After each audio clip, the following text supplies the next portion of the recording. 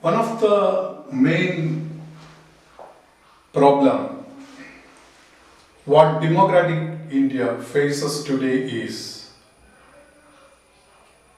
the citizens are not responding to the democratic need of the nation in a judicious way. Always a section of the people are made, artificially made. Indian democracy is facing a main threat from the artificially created group of people, not in the name of political parties, but political vote banks for getting the required result in the electoral politics of the respective parties. So for this, every political parties are nourishing a section of the society or a group of people as their own, under their wings, and they are behaving like herds while going to the polling booths. So no democracy can claim perfect or mature when such kind of artificial grooming of a political vote bank occurs in a nation. So political parties to cultivate their own vote banks require some artificial methods of providing privileges or special treatment to those people who stand by them at the time of elections. And for that, they derive their own methods to make use of the existing policies or the social welfare systems existing in the country for this particular exploitation. So many regional parties in India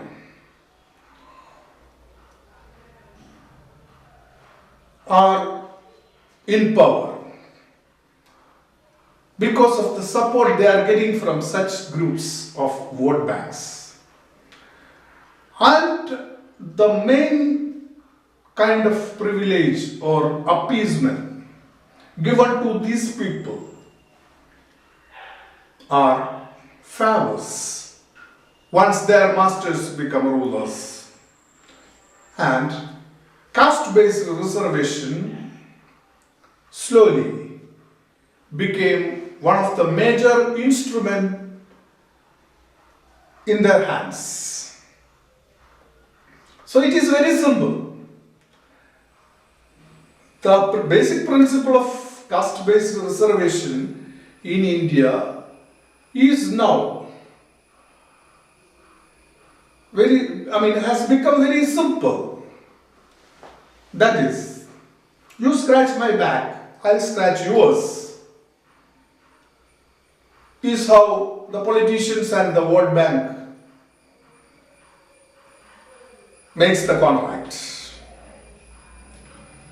So whether it is in Bihar or UP or in Tamil Nadu or even highly literate Kerala, we can see these kind of vote banks are slowly getting powerful and they decide the policies of the government or the particular parties. So somewhere it may be the minority religious groups or castes or communities, race, Dalits, and the present trend, what we are seeing after the Mondal Commission report came into existence in 1992, the trend is that every vote bank or that particular community or caste is giving an offer by the respective political parties as a privilege to be included in the list of OBC.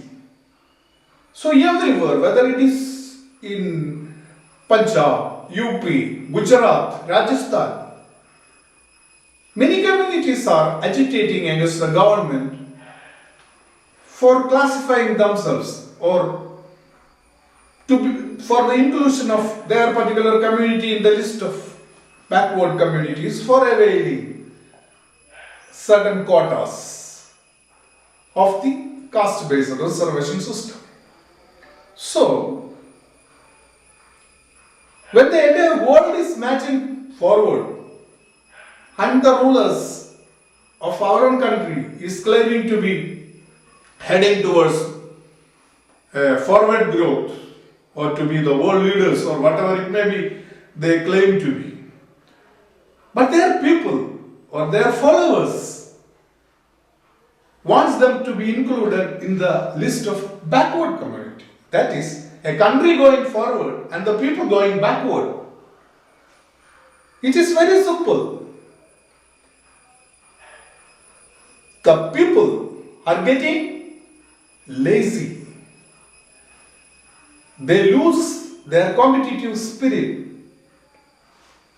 So when a country with majority of its people without a spirit of competition, then how the country can go ahead like other competing nations like China, Brazil, Russia or South Africa?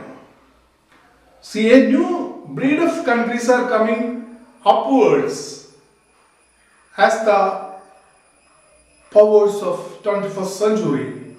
India is still remaining at the same place where it started. No doubt we have many achievements in some areas of science and technology. But remember, in those areas, reservation, caste-based reservation is not there. When you talk about space technology, when you talk about the defense, where caste-based reservation is not existing. In those areas, our nation is emerging forward. But in all other ways, for example, take the public sector companies. Every government budgets in every year comes with a proposal to dispose the public sector, loss-making public sector companies or corporations selling off, because the entire public sector corporations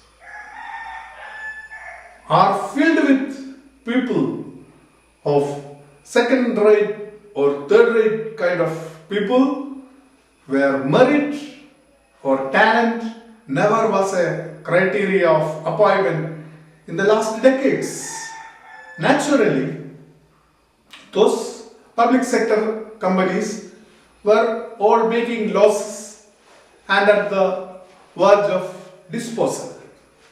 But once the corporates or the private sector takes these corporations under them, it starts booming. So where is the problem? And why the rulers or the politicians are not seeing this? Why they are not evaluating this? Because the system with which they are in power or they would like to reach the power is caste or a religious based special treatment and create their own world bank, and with their support to come to power or to remain in power.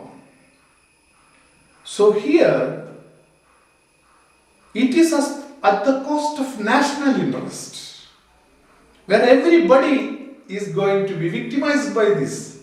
It is not just unreserved, The reserved also are going to be victimized of this system in a long run. Why the system is not scientific?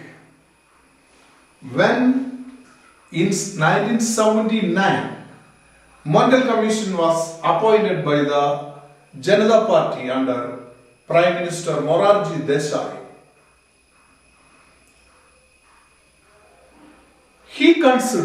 Mandal considered 1923 census details of the British census conducted in India on the basis of caste reservation. The census based on caste. After that, never such a census was done in India. So the data Mandal used was of 1923. He used this data 50 years after, in 1979-1980, for preparing his Mandal Commission report. After 2 decades, it got implemented. So how it can be called scientific? Because the data of 1923 was obsolete. It's entirely changed. We should take the situations of 2 world wars, then division of India, free India, the missionary religious conversions in India. All these factors caused a great change in the data of 1923 caste-based census. And that data, after 50 years, used as the fundamental for evolving a caste-based reservation system for other backward communities. So how we can say it is scientific? How a report based on unscientific data or factors can make a social change or an impact? And that is what it happened here. And incidentally, while during the VP Singh government,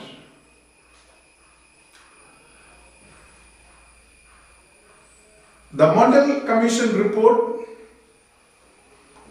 again came to limelight and got implemented.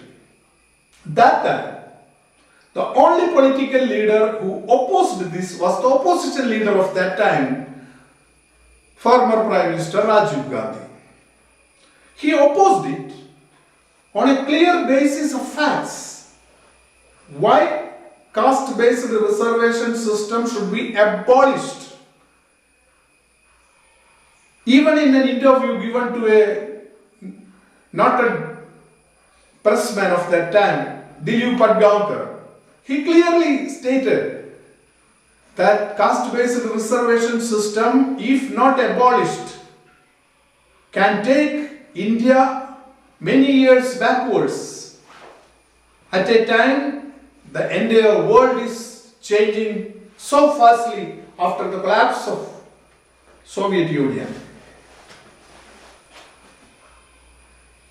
But unfortunately, in 2006, the UPA government under Sonia Gandhi, the widow of Rajiv Gandhi, implemented or amended the reservation system to accommodate this particular system for the admissions in higher institutes like Indian Institute of Management, All India Institute of Medical Sciences, Indian Institute of Technology, like institutions of international repute. See, The reservation system during the last 7 decades created a new phenomenon in India of migration. Migration to the developed countries of the West or US. Many professionals from such institutions worked from NASA to a normal organization in the US or in Europe, created an image for these educational institutions there as a premier educational institutions of international standard. But once the caste reservation entered this institution for the admission and the studies or research, whatever it may be, in those institutions,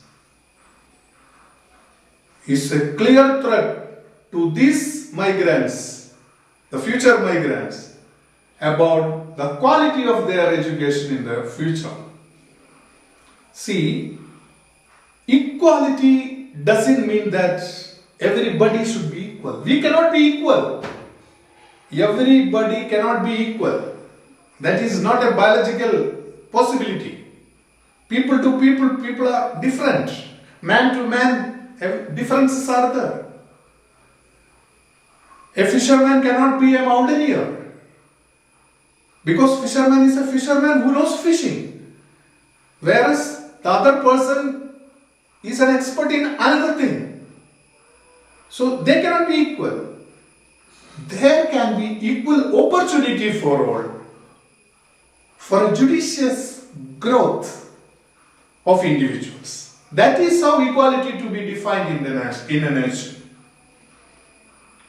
We cannot make everybody equal, but we can ensure equal opportunity to everybody. If a fisherman's son wants to be a mountaineer, there should be an opportunity. If a mountaineer needs to be a fisherman, there should be an opportunity for him to study that and do that. So it should be in that way. But here it is different.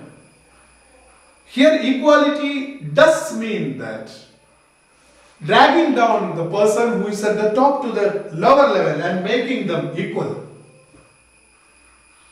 It's not that way you can make people equal. How it happened in Kerala. The Kerala society before independence, like every other Indian society, was a feudal society where a group of people were the landlords, then there are farm laborers and subtenants.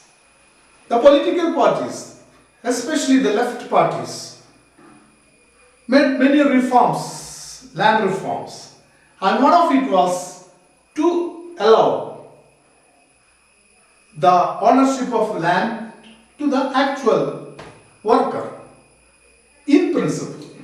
But in practice it was different. The actual farm laborer who was Dalit never got the land. The land was given to the middleman.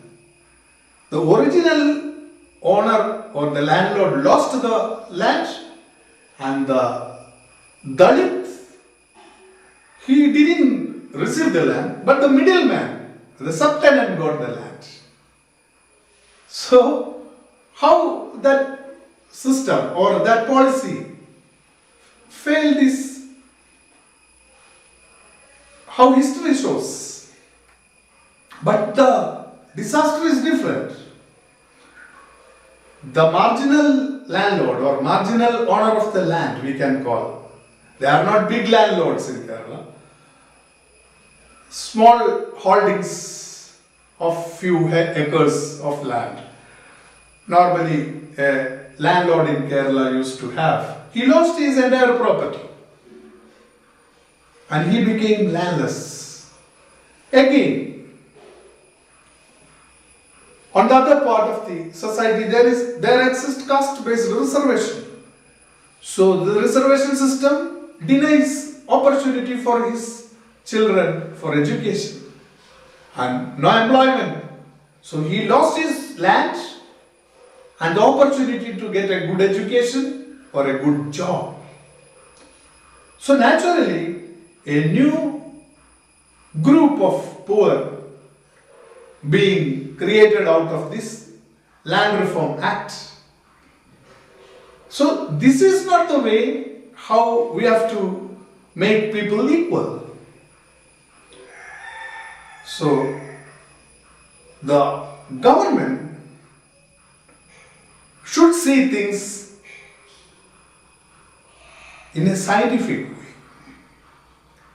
Every person, every citizen should have his own opportunity for his own personal growth, mental development, educational achievement, career growth. And at nowhere, the caste of his birth or religion of his birth should come as a hindrance on his path. So that is how this system at present is doing in India. And this frustration among the people, among the youth of those particular communities, create problems. That is what we are seeing in Gujarat under Hardik Patel, or in Rajasthan, how Gujar agitation was going on, or in Haryana, now the Jat agitation is going on. It's out of insecure feeling. The citizens, or a group of citizens coming under the unreserved category, is afraid of their future. They are afraid of their culture. And in the history, there are instances where a section of the people who are performing with merits and talent slowly being eliminated from the society. That is what we saw it in the present day Bangladesh during the 70s, during the 60s, in Sri Lanka in 50s, and during the World War period, during the Hitler's time, we saw it in Germany. So there is a hidden agenda exists in the world, in human history, to eliminate the top meritorious people or talents being eliminated from the society, and somebody else is being placed at the places of actual merit and talent.